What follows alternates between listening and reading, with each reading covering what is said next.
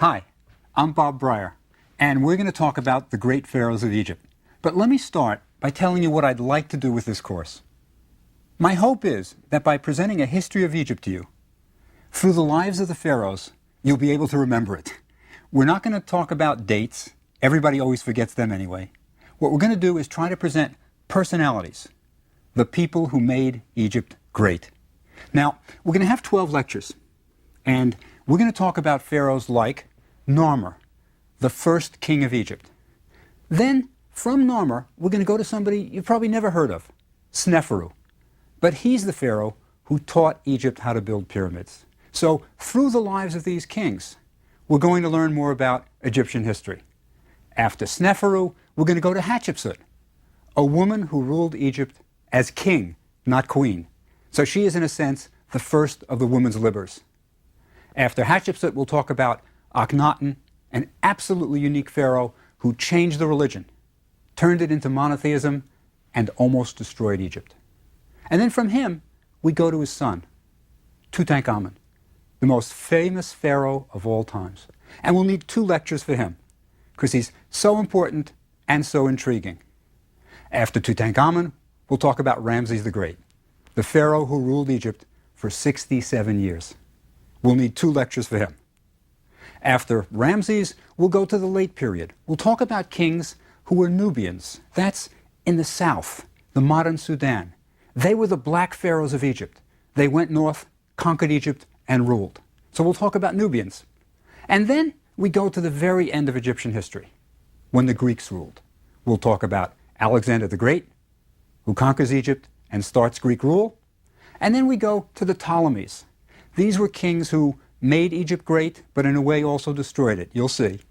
And the very last Ptolemy is Cleopatra, the last ruler of Egypt, and we'll end the course with Cleopatra. So my hope is that through these kings, and I call them kings even though there are women there, they're ruling as kings, through these kings' lives, you'll get a feeling for Egyptian history, but also the personalities. Now, let me say one thing about this approach, this kind of almost like a people's magazine for ancient Egypt. I mean, as I say, my hope is that you'll remember, that you'll be able to say, ah, yes, he was the pharaoh who did this, who did that, you know? But I'm bucking 2,500 years of tradition. My thesis in this course is that what made Egypt great were the people, individuals who did great things. But there's a tradition that goes against this. And let me tell you about the other tradition, just to be fair. And it starts with a man named Herodotus. Now, Herodotus was a Greek tourist who went to Egypt in 450 BC, right? So he's an early tourist. Didn't speak the language, needed guides, worked through interpreters, but he was trying to learn as much as he could about Egypt. And Herodotus made the famous statement, Egypt is the gift of the Nile. Now, he meant it literally. He meant that Egypt was actually given by the Nile. What he means is this. Every year, the Nile overflowed its banks. And when it overflowed its banks, the Nile deposited rich topsoil. So both sides of Egypt, both sides of the Nile, had an annual renewal of black topsoil on either side. What that means is you don't need fertilizers. The land's never going to grow weak, in growing power. You can grow more food than you need. So, in a sense, Herodotus is saying what made Egypt great is the Nile. It had geography working for it. Why? Egypt could grow more food than it needed. Throughout its history, Egypt was known for growing food. It had more food than it needed. Now, if you can grow more food than you need, you can do all kinds of things. For example, you can have a standing army. You can support a bunch of guys, 40,000, 50,000 guys. Give them food, and they don't contribute anything immediately to your economy. But you've got a professional army, and that can give you a tremendous advantage. And that's why Egypt ruled the Near East, says Herodotus. So for Herodotus, the whole point is what makes Egypt great isn't the pharaohs, it's not hard work, it's the Nile, right? So that's the tradition that I'm bucking. I'm going to say, you can have all kinds of wonderful things with the Nile, But what made Egypt great for me are the personalities. They had great leaders, and that's what did it. Now, one more geographical thing for you to remember throughout the 12 lectures. The Nile flows from south to north.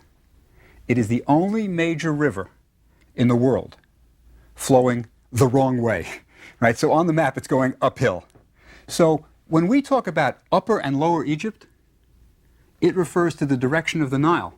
So when you go up the Nile, you're actually going south. When you go down the Nile, you're going north. So for that reason, it's just the opposite of what you'd think. In other words, when you think of Upper Egypt, it's in the south, and when you think of Lower Egypt, it's in the north. So just remember that as we go. I'll remind you as we go through it, don't worry. But this is an important thing. So the Nile is crucial to Egypt. It certainly is. I'm not denying that. Everybody lived along the banks of the Nile. Remember, these were not desert people, the Egyptians. They didn't go out into the desert. They hated the desert. They didn't have camels. That's introduced much later. Everybody lived along the Nile, stayed by the Nile, and they lived and died by the Nile. So the Nile is important, but I'm saying it's the leaders that really made Egypt great. And now it's time for you to meet our first leader, the first king of ancient Egypt, Narmer. Now, when does Narmer live? The best guess is around 3200 BC, right? So he's living 5,000 years ago. Just before Narmer's time, Egypt was divided into two kingdoms, Upper and Lower Egypt, right? And they had two kings, a king of Upper and a king of Lower. And the king was symbolized by his crown. The pharaoh in the south, the one in the south, wore a tall white crown. And the pharaoh of the north wore a shorter red crown with a little feather in the front. So we had two crowns. It's interesting that a crown is a sign of authority. I mean, we still have it today, right? Policemen wear special hats, soldiers wear, military wear hats, doormen wear hats. It's a sign of something making you special. And the crown was the sign of the king. So we have two kingdoms, Upper and Lower Egypt. Tell you something very, very interesting about crowns. For 3,000 years, Egyptian pharaohs wore crowns. The tall white crown, the red crown. No crown has ever been found. Never. We have Tutankhamun's tomb, which was found intact, right? Everything packed in there, gold, treasures, no crown. Now, why? I'll tell you my theory. My theory is that the crown was magical, that it was believed to have magical powers. Whoever put it on became powerful, strong, invincible. And I think there was only one crown at any one time. In other words, I think the crown is passed on from king to king. It was the one thing the pharaoh couldn't take with him to the next world. Kind of like the crown jewels of England, right? There's only one crown jewels, and after Elizabeth dies, it goes to somebody else, and after she, it goes to somebody else. So I think there was only one crown in existence, and that crown was passed down from pharaoh to pharaoh. So I don't think we're ever going to find it. I think it's gone, but the crown was the symbol of kingship. And then, sometime around, as I say, maybe 3200, maybe 3150, don't worry about dates, Narmer unifies Egypt. Now, what does he do? What does it mean to unify Egypt? He is a king of the south. He marches north and conquers the king of the north, and Egypt becomes one nation. Right?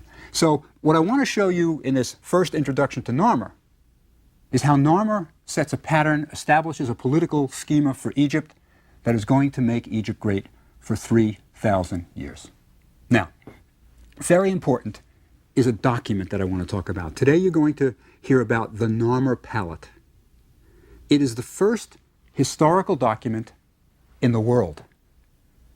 There is no historical document earlier than the Narmer Palette. Right?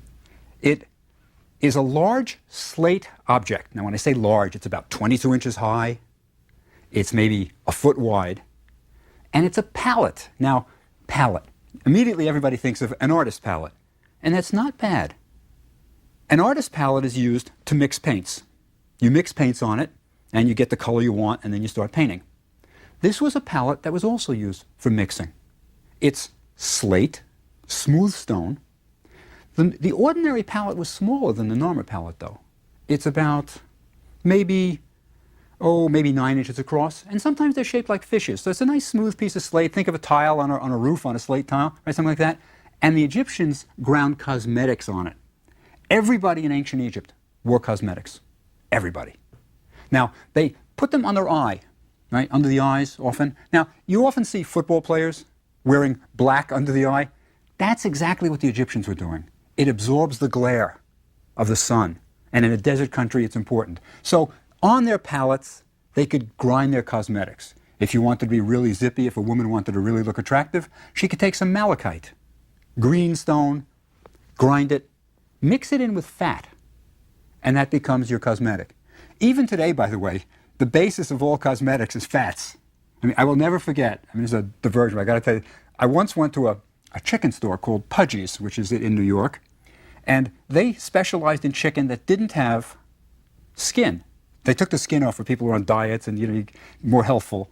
And I remember asking the kid behind the counter, I said, what do you do with the chicken skins? I sort of imagined thousands of chicken. I said, well, we have huge buckets of them, and somebody from a cosmetic company comes every night and picks up the buckets, and they make cosmetics. So it comes out of ancient Egypt, mixing your cosmetics with fats. And that's what the palette was used for. Now, the average guy had a small palette. This is big. It couldn't have been used by a person. It's quite different. It's what we call a ceremonial palette. It is used in temples. Now, in an Egyptian temple, there were statues of the gods. You would have a bronze statue, maybe 3 feet high even, of the god Amun, if it's a temple to Amun. You could have a statue of the cat goddess, Bastet. And in the Holy of Holies, these statues were kept in shrines. Every day, the priests would enter the temple, open the doors to the shrine, and anoint the statue of the god with cosmetics. And this Narmer palette, which is really fancy, and it's carved on both sides, decorated, is probably one of these temple palettes. Now, the thing that makes the Narmer palette so special, everyday palettes were flat because you want to just grind your cosmetics. This is carved on both sides, and it tells a story. And as I say, the story is of the unification of Egypt and Narmer conquering. Now for the story. On the first side of the palette, we see a king. And we can tell he's a king because he has a crown, the tall white crown. And he is standing above an enemy. He holds the enemy by the hair. And in his hand, he has a mace.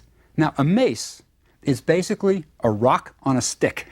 It's a round rock which is hollowed out, put on a shaft, and it's used not unlike an axe, say a small hand axe, to smash your enemy's head. So he has a mace in his hand, holding the enemy by the hair, and he's about to smash him. Now, this is a pose, the smiting pose we call it, that is going to be used in Egypt for 3,000 years. 3,000 years after Narmer, the king is going to be shown in exactly the same pose, smiting his enemy. Right? So we have Narmer, white crown, smiting his enemy. Now, how do we know he's Narmer? Right? There are so many firsts on the Narmer palette, I can't emphasize how important it is. We have the first hieroglyphic inscriptions, the first real writing in ancient Egypt on the Narmer palette. At the top of the palette is a little rectangle. That rectangle represents the palace facade. It looks like there's a door going through and a couple of columns maybe. It's very stylized. We call it the serach. This is a palace facade. Okay. Now, inside that rectangle are 2 little figures drawn. One is a fish, and the other is a chisel. A fish and a chisel. Now, the fish was pronounced nar, and the chisel is pronounced mer. Narmer. This is the man who's in the palace. So that's how we know the king is named Narmer, from fish chisel. So another thing to pick up from the Narmer palette is, I think if you all gathered, it's a picture of a fish, it's a picture of a chisel, but we're not talking about fishes and chisels. Hieroglyphs are not phonetic. They're not just phonetic. They're not just pictographic. They're mixtures. See, everybody thinks at first hieroglyphs are all just picture writing. No, some are, some aren't. Then other people may jump to the conclusion, well, they're phonetic. No, they're not just phonetic. They're a mixture. In this case, these two hieroglyphs represent sounds. They are phonetic. And Narmer is our king. So we've got Narmer wearing the white crown, smiting. Now, on the same side of the palette, we see a falcon. And the falcon has a captive, who looks like the guy that Narmer was smiting, with a ring through his nose. And the falcon's holding the string. So he's got this guy by the nose, literally. Now, the falcon is the god Horus. And throughout Egyptian history, the pharaoh will be called the Horus on earth. So in the Narmer palette, we are establishing another tradition that the pharaoh is going to be associated with the falcon god Horus. So we've got Narmer as a falcon holding the enemy through a ring through the nose. He is smiting him with a mace. Narmer is capturing the north. That's only one side of the palette. Flip it over, and you've got the conclusion of your story. What's going on the other side of the palette? Well, on the other side of the palette, we have Narmer again. And even better, in front of him, right in front of him, is a chisel and a fish. He's named. That's his name, Narmer. But this time, he's not wearing the white crown. He's wearing the red crown. He has conquered the king of the north, and he's wearing his crown. Narmer is the first king of Upper and Lower Egypt. Egypt is now united under one ruler. Narmer is shown in a procession, walking in a procession. Now, one of the things you spot right away on the Narmer palette is how big Narmer is. He is twice as large as anyone else on the palette. This is another tradition started on the Narmer palette that is going to continue for 3,000 years. It's called hierarchical proportions. What it means is, the more important the guy, the bigger he is. And Narmer is way bigger than anybody else. So we've got Narmer, much bigger, in a procession. In front of him, right in front of him, is a little figure, a man, much smaller. And he's kind of hunched over. It's a strange posture. It's almost as if he's carrying a weight. And there are a couple of hieroglyphs behind him. And what they say is, really, it's early hieroglyphs for vizier. He is the second in charge. It shows that Narmer has come with his assistant, a vizier. And the reason he's hunched over is, if you look very closely at that Narmer palette, he's wearing a strange garment. He is wearing a leopard skin. That is a sign of authority. And what he has to do, because he's wearing a leopard skin, which is both heavy and not easily tailored, is he's holding it on. That's why he's walking like this. So you've got Narmer with his vizier. They're marching in a procession. You have people with banners, pennants, signs of areas, right? And they're walking towards a group of people who have been beheaded, and their hands are tied behind their backs, right? Narmer has conquered, and he is showing what happens to the enemy. Now, maybe most important for the Narmer palette, maybe the most important feature on it, is right beneath this scene is another scene of two mythological animals. They look like leopards with necks that are even longer than giraffes. And the necks are intertwined, forming a circle, right? Forming a circle. Now, I think that the circle is where the cosmetics were ground. I think that's your smooth spot where you could put your fat and your pigment, grind it, and you'd put it on the statue. But I think the intertwined necks of the two animals represents the joining of Upper and Lower Egypt. I mean, this is, in a sense, Egypt's Declaration of Independence, or it's something, it's the Magna Carta, it's something like that. But this palette is showing you what happens when Egypt really becomes the first nation in the history of the world. beneath that scene of the intertwined animals, beneath the scene, is one other scene that's important. It's a bull. And the bull has broken down a wall around a city, and he's trampling on someone. Now, the bull is the second symbol of the pharaoh that's going to be used in Egypt. We have the falcon, and now we have the bull. The bull, of course, is the idea is the power. And this is the pharaoh, has broken down the walls of a city, captured the city, and is trampling on the enemy. So Narmer has really done a great thing, and he's saying it. Now, one last thing I should say about the palette. It's a kind of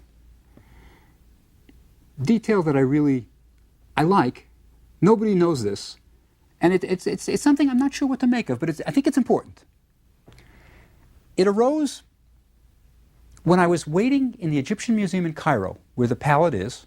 It's on display on the first floor. As soon as you go in, it's the thing you see. Everybody who comes to Egypt goes to the Egyptian Museum, and they see the Narmer palette. It is like the Declaration of Independence for Egypt. It is important. I was waiting for somebody, and I was supposed to meet him by the palette. We said, meet by the palette. Now, typical person was Egyptian, was late. I was waiting for him, and I have nothing to do. I'm waiting around. I say, I might as well really look closely at the palette. I've never really stared at it for a long time. I've got time, I guess. So I'm looking at the palette. And I'm looking, and I start to look on the other side. I go around it. It's upright. You can walk around it. And I realize something. As I say, I'm not sure what to make of it, but I think it might be important. The two sides of the palette were carved by different people. The same artist did not carve the front and the reverse. Now, why do I say that? Remember the rectangle, the serech, that's the palace facade? If you look at that on one side of the palette and then the other, you will see totally different. They're recognizable as palace facades, but one has 4 columns, another has 2 columns. It's totally different in style.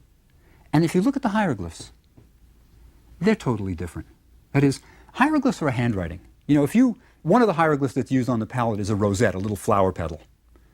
One side it has 6 petals, another side it has 7. It looks totally different. One side it's elegant, the other side it's clumsy. Clearly, 2 different artists carved the different sides of the palette. I'm not sure what that means. I'll give you a suggestion, just a suggestion.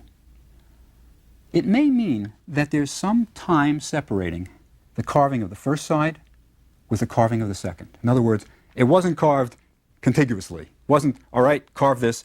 They do one side, and then maybe time passes. And then something else is added to the story, and they take the other side, and they carve it. And if that's true, maybe the story we're telling isn't quite right. I don't know if there's more time between the conquest or something, but there's something funny going on with the palette that maybe future historians will figure out. But it's interesting to me that this is carved by 2 different people. Now, let me say something about what Narmer has done for Egypt and why it's so important. Narmer has unified Egypt. With a unified Egypt, and Egypt under one king, you can do great things. You can have all the power concentrated in one person. Now remember, Egypt's king isn't just a king. He's a god. He's the falcon. He's Horus. He is a god on earth. Other civilizations had kings in the ancient world, in the Near East, but none had a king who was a god. And if you have all that power concentrated, you don't have to worry about committees. You don't have to worry about making decisions. He says it, it's done. This was recognized very early. For example, if you read Plato's Republic, now Plato, of course, comes much later in history, but Plato in the Republic is trying to figure out what is the best possible government. And he comes up with the answer: a government ruled by a philosopher king. Now, why a philosopher king?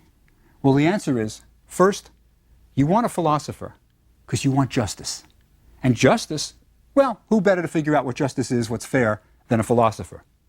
Why a king? Because you want absolute authority.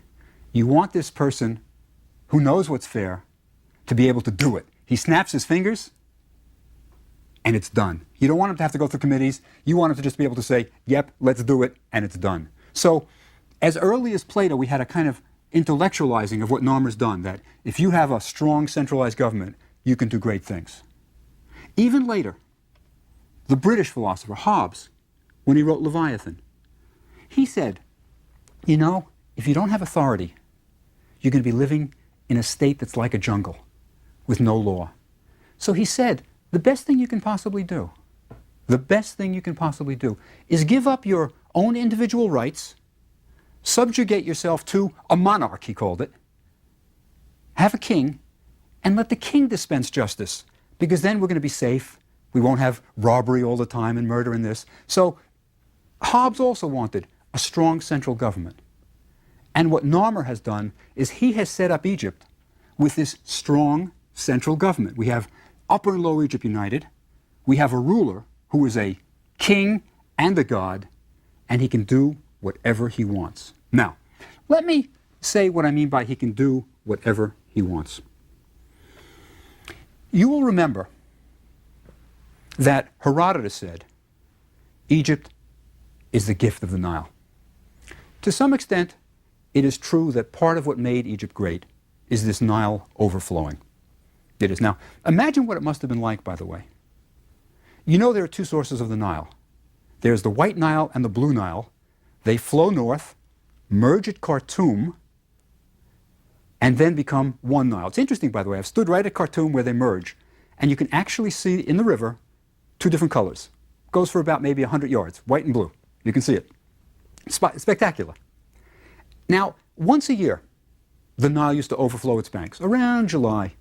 Right? And the reason is that you get monsoon season, swelling the waters, you get melting snows from Ethiopia, and it starts rushing. The Egyptians viewed this as a magical event. They didn't understand the source of the Nile.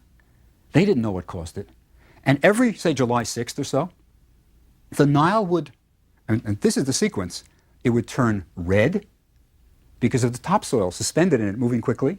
It would turn green. It would turn green. The vegetation that moves slower, coming up from the south, and then it would rise 30 feet. I mean, every year. Magic, right? Turns red, turns green, rises 30 feet, overflows its banks. You could grow plenty of crops. Now, with Narmer unifying Egypt and having a central power, you know what he can do? And what he does do?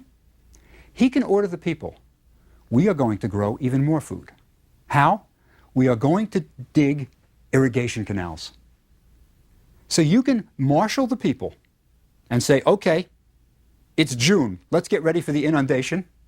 Everybody starts digging canals. Now the reason you dig the canals is so that when the Nile overflows, it'll go even more inland, and you'll have more land that you can irrigate, more land that you can grow crops on, and you are going to be able to grow more crops than you could ever imagine.